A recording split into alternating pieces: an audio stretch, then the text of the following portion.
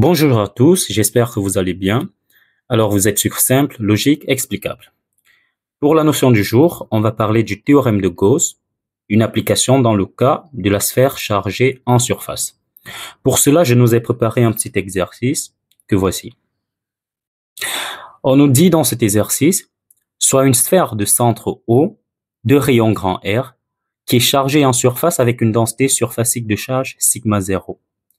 On demande de déterminer en tout point de l'espace, par application du théorème de Gauss, l'expression de notre champ électrostatique généré par notre distribution. Notez bien qu'il ne faut pas oublier l'analyse des invariances et des symétries par application du principe de Curie et à la fin de tracer E en fonction de ces variables de dépendance. Donc, la distribution que vous voyez là, j'ai juste matérialisé un truc qui ressemble à une sphère, mais a priori c'est une sphère. Donc, nous avons une sphère de rayon grand R, donc de là à un point de notre sphère, là, on a un point de notre sphère directement là sur la circonférence, ou bien sur sa surface, nous avons grand R. Donc ceci, cette distance, c'est exactement grand R. Et là, nous avons notre centre O. La charge est uniquement repartie en surface. Qu'est-ce que ça veut dire?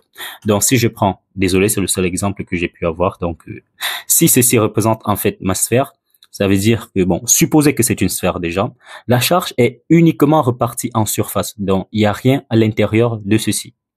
La charge est repartie uniquement sur la surface et c'est ça qui forme notre distribution. Donc, maintenant, nous allons analyser, par application du principe de Curie, les invariances de notre symétrie, les invariances et les éléments de symétrie de notre distribution. Maintenant, pour un système de coordonnées adapté à notre problème, vu la symétrie sphérique, on se doit d'adopter le système de coordonnées sphérique. Nous nous rappelons que pour déterminer l'orientation de notre champ électrostatique généré par une distribution, on peut passer soit par la détermination des plans de symétrie, en sachant que le champ électrostatique généré par la distribution appartient à tous les plans de symétrie. On peut également passer par la recherche d'un plan d'antisymétrie si notre distribution a une partie, a une symétrie est-ce que je vais dire une symétrie? Non. Si notre distribution a une répartition de charge antisymétrique. Donc là, si on réussit à trouver un plan d'antisymétrie, on va dire directement que notre champ E, est perpendiculaire à ce plan d'antisymétrie. Donc, le plan d'antisymétrie, je vais le noter là. Je vais l'appeler Pi-. Maintenant, revenons à notre exercice là. Qu'est-ce qu'on va faire? On va déterminer l'orientation de notre plan. C'est pour ça que l'orientation de notre champ électrostatique. C'est pour ça que là, qu'est-ce que je fais? Je prends ma sphère et j'essaye de prendre un point M quelconque que je mets là. Là, j'ai mon point M. Je vais chercher des plans qui passent par ce point et qui divisent ma distribution en deux parties égales. Vu que ma densité surfacique de charge est uniforme, ça veut dire que je n'ai pas une répartition antisymétrique de ma charge. Ça veut dire que je vais plutôt me contenter de chercher des plans de symétrie. Donc ici, qu'est-ce que je vais faire? Je vais chercher des plans qui passent par le point M et qui divisent ma distribution en deux parties égales. Le premier plan que je trouve, c'est ce plan. Donc là, on a bien sûr, je vais pas faire un rappel, on a le système de coordonnées sphérique. On a de là à là qui est la distance petit r. On a ER qui est là, Eθ dans ce sens et Eφ qui balaye là, c'est lui qu'on retrouve là. Vous voyez bien que le plan M, ER, Eθ que j'ai représenté là, donc c'est comme si je prenais mon plan dans ce sens et j'essayais de diviser en deux comme ceci. J'essayais de placer là, je passe bien par le centre comme ceci et je divise mon 9 en deux, donc ma distribution en deux, et c'est ça qui fait mon premier plan de symétrie que je vais appeler Pi1. Donc ceci, c'est Pi1 plus, qui est tout simplement M, ER, Eθ. Je fais de même pour le deuxième plan de symétrie que je vais trouver, qui est celui-ci, qui, contrairement à ER, Eθ, mais passe toujours par M toujours, mais ne va plus utiliser Eθ, va plutôt prendre le plan généré par M, ER et Eφ, c'est-à-dire un plan qui est dans ce sens. C'est pour ça que vous voyez bien de telle sorte qu'on peut représenter ER et E phi sur ce plan, E phi dans ce sens, ER dans ce sens, et on aura directement notre plan pi2 plus, qui est M, ER et E phi. Tous ces plans divisent ma distribution en deux parties égales, ce sont donc des plans de symétrie. Et vu que mon champ E doit être appartenant à tous mes plans de symétrie, donc il doit appartenir à pi1 plus, inter pi2 plus, on voit donc que l'intersection de nos deux plans n'est rien d'autre que ER. Ce qui veut dire, en quelque sorte, que E est dirigé suivant ER. Ça, c'est ce qu'on sait déjà. Donc, c'est la composante ER dirigée suivant ER. Maintenant, allons analyser les variables de dépendance de notre champ. A priori, en système de coordonnées sphériques, mon champ dépend de R, θ et phi. Mais qu'est-ce qu'on peut remarquer? On peut remarquer que ma distribution sphérique est invariante par toute rotation d'angle phi autour de OZ. Ça veut dire que si je prends mon œuf dans ce sens et que je vous demande de fermer les yeux et dès lors je tourne mon œuf dans ce sens, bon, j'ai mon œuf là, je le tourne dans ce sens, il est pour vous impossible de savoir que j'ai eu à le tourner. Donc c'est en fait ça qui rend ma distribution invariante par toute rotation d'un angle phi autour de l'axe Z. Il en sera de même pour l'angle θ, dont je peux tourner autour de... je peux tourner, oui effectivement, je peux tourner autour de E phi. Donc si mon œuf est là, je peux tourner comme ceci. Vous voyez que ma distribution, elle reste invariante. Invariante, elle est invariante par rotation d'angle θ et par rotation d'angle phi. Donc autrement dit, mon champ, le champ que va créer cette distribution sera indépendant de θ et indépendant de phi. Ainsi, par application et par analyse des symétries de ma distribution et des invariances de mon champ, j'obtiens directement que mon champ E est un champ qui ne dépend que de R et qui est porté par ER. C'est un champ radial. Une fois que j'ai fait ceci, je peux maintenant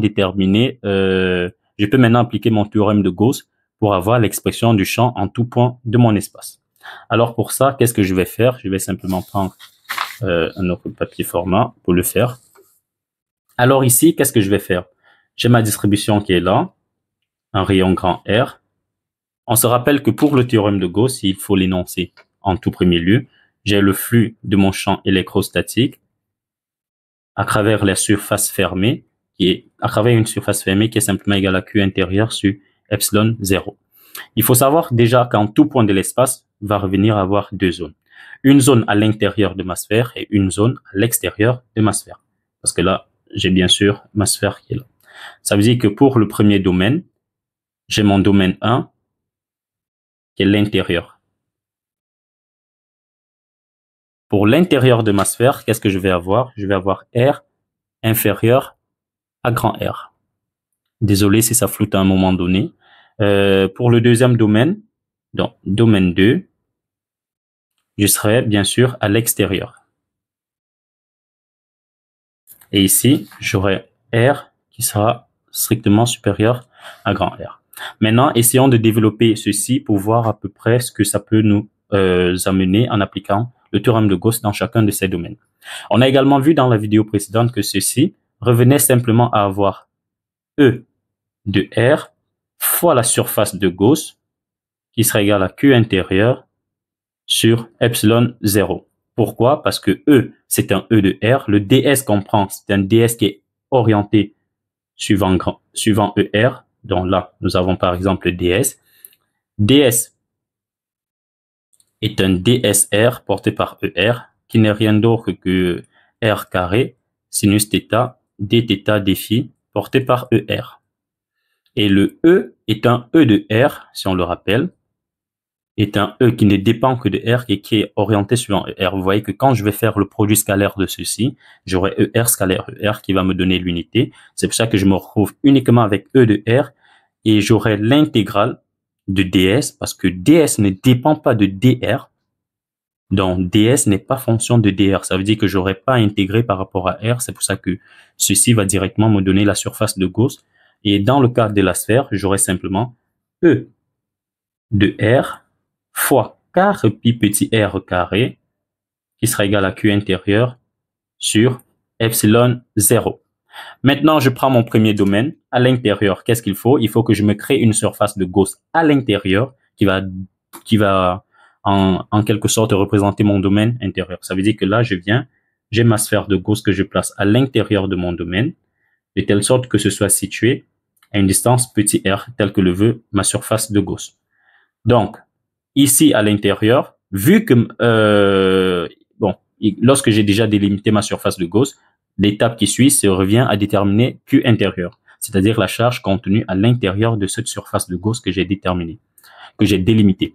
Maintenant, vu que ma distribution est uniquement chargée en surface avec une densité surfacique sigma 0, ça veut dire qu'à l'intérieur, en toute logique, il n'y a pas de charge. Ça veut dire que Q intérieur est tout simplement nul et j'aurai E intérieur, c'est-à-dire E du premier domaine, bien sûr, qui sera simplement égal à Q intérieur sur carré pi epsilon 0, R carré. Or, Q intérieur égal à 0, j'ai donc 0. Je passe directement au deuxième domaine. Donc, ceci, c'est bien E1. Le deuxième domaine maintenant à l'extérieur, je vais toujours délimiter une surface de Gauss qui va vérifier R supérieur à grand R. Ça veut dire que je viens là, je délimite ma surface de Gauss qui est une surface fermée. Je prends une sphère de rayon petit r, telle que petit r soit supérieur à grand R. J'applique toujours ma même relation. J'aurai toujours E de R. Là maintenant, bon, on va dire qu'ici on avait E intérieur. Ici, on a E extérieur. E extérieur de R fois la surface de Gauss qui est toujours carré pi petit r carré, pour le cas de la sphère bien sûr, qui sera égal à Q intérieur sur epsilon 0. Q intérieur, bon, je ne sais pas si je peux appeler celui-ci 1, Q intérieur 2. Q intérieur 1 ici était nul parce qu'à l'intérieur de la surface de Gauss que j'ai délimitée dans le premier domaine, il n'y avait pas de charge. Maintenant, pour la deuxième charge intérieure, c'est la charge intérieure contenue à l'intérieur de ma surface de Gauss.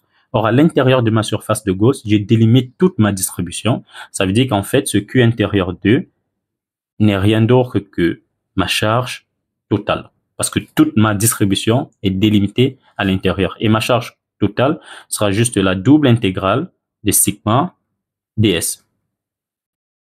Tout simplement, bon, c'est double intégrale de dq qui est égal à sigma 0 ds. Et ceci, vu que sigma 0 est une constante, j'aurai sigma 0, double intégrale sur ma surface fermée de ma distribution de ds. Ce qui est encore sigma 0 fois s. Et ça, c'est 4 pi grand R carré parce que c'est la surface de ma distribution.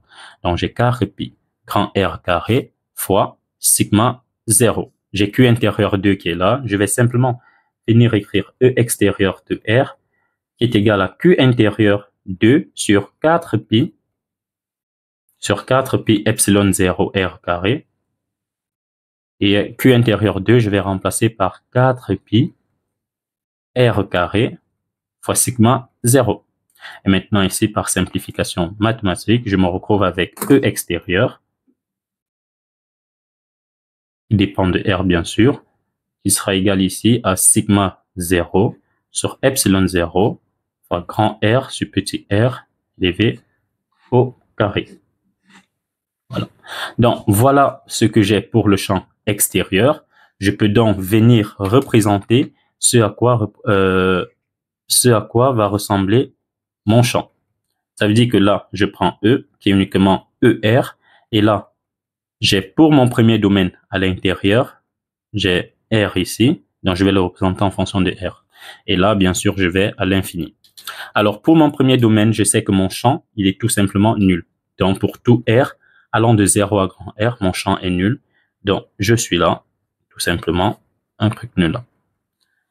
Maintenant, ici, je vais faire un saut. Pourquoi? Lorsque je vais venir à E extérieur, E extérieur, lorsque petit r sera égal à grand R, sera simplement égal à quoi? R sur grand R, ça fait 1. Donc, j'aurai sigma 0 sur epsilon 0. Donc, je vais faire un saut de sigma 0 sur epsilon 0. Lorsque j'arrive là, j'aurai sigma 0 sur epsilon 0 là. Je fais un saut. Et si je calcule la limite de ceci, lorsque R tend vers l'infini, j'aurai bien sûr 0. C'est pour ça que j'aurai une décroissance à partir de sigma 0 chez epsilon 0 jusqu'à 0 lorsque R tend vers l'infini. Et j'ai donc un truc dans ce sens. Donc j'ai ça, un truc qui va décroître comme ceci et qui va tendre à s'annuler à l'infini. Donc voilà la solution de notre exercice. On a bien appliqué le théorème de Gauss pour une distribution sphérique chargée en surface. On se revoit dans d'autres vidéos où je vais faire des applications pour une distribution sphérique, cylindrique, chargée en volume et en surface pour le cas cylindrique.